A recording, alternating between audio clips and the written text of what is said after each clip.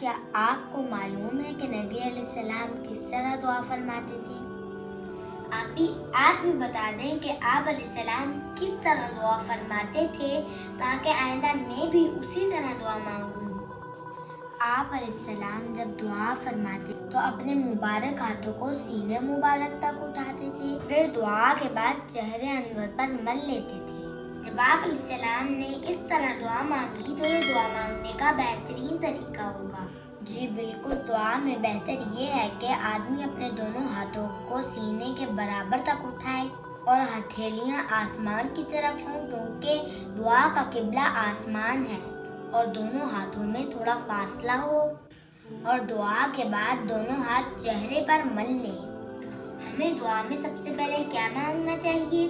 میرا مطلب یہ ہے کہ دعا کی ابتدا کس طرح کرنی چاہیے۔ دعا میں سب سے پہلے ہمیں اللہ کی حمد و ثنا کرنی چاہیے، اس کے بعد اپنے لیے دعا کرنی چاہیے، اور اس کے بعد اپنے والدین کے لیے دعا کرنی چاہیے، اور اس کے بعد سارے مسلمانوں کو اپنی دعا میں شامل کرنا چاہیے۔ قرآن نے بھی ہمیں یہی طریقہ بتایا ہے، ربنا اغفر لی ولوالدی وللمؤمنین یوم یقوم الحساب۔ میں نے سنا ہے کہ اللہ سے ضرور مانگنا چاہیے، ورنہ اللہ ناراض ہو جاتے ہیں، اور اللہ کسی کی دعا کو رد نہیں فرماتے۔ اللہ تو بہت بڑے بادشاہ ہیں، اگر اللہ کے در پہ کوئی سواری آئے تو وہ ان کو خالی ہاتھ نہیں لوٹاتے۔ اللہ کو اس بات سے حیا آتی ہے۔ جی ہاں، آپ نے سنا ہوگا کہ اللہ کے پاس دیر ہے لیکن اندھیر نہیں ہے۔ اللہ تعالیٰ ہر ایک کی دعا قبول فرماتے ہیں، لیکن اس میں اللہ تعالیٰ کا طریقہ اپنا ہوتا ہے۔ کبھی تو اللہ تعالیٰ وہی چیز دیتے ہیں جو مانگی جائے، اور کبھی تو اللہ تعالیٰ اس کے بدلے میں کوئی اور چیز عطا فرماتے ہیں، اور کبھی آنے والی مصیبت کو ٹال دیتے ہیں، اور ان میں سے اگر کچھ بھی نہ ہو تو وہ آخرت کے لیے جمع کر دیتے ہیں، اور پھر آخرت میں اس کا بدلہ دیں گے۔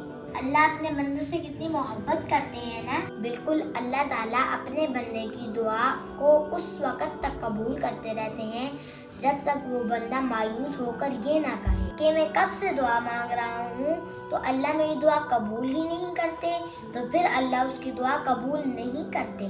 اللہ تعالیٰ کون سی دعا جلدی قبول فرماتے ہیں؟ والد کی دعا اپنی اولاد کے لیے، اور مظلوم اور مسافر کی دعا، اور ایک مسلمان کی دعا جو اپنے مسلمان بھائی کے لیے اس کی غیر موجودگی میں کی جائے، اور اگر دعا کے اول آخر میں درود شریف پڑھی جائے تو پھر بھی دعا جلدی قبول ہوتی ہے۔ آپ نے مجھے بتایا تھا کہ دعا مانگنے کی کچھ شرائط ہیں، وہ دوبارہ بتا دینا پلیز۔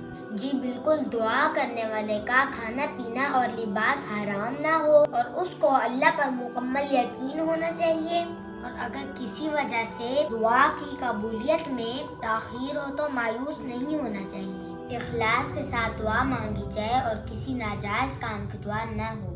کیا دعا کو آہستہ اور بلند آواز میں دونوں طرح کیا جا سکتا ہے؟ جی، دونوں طرح دعا مانگنا درست ہے، البتہ بہتر یہ ہے کہ آہستہ آواز میں اور عاجزی کے ساتھ دعا مانگی جائے۔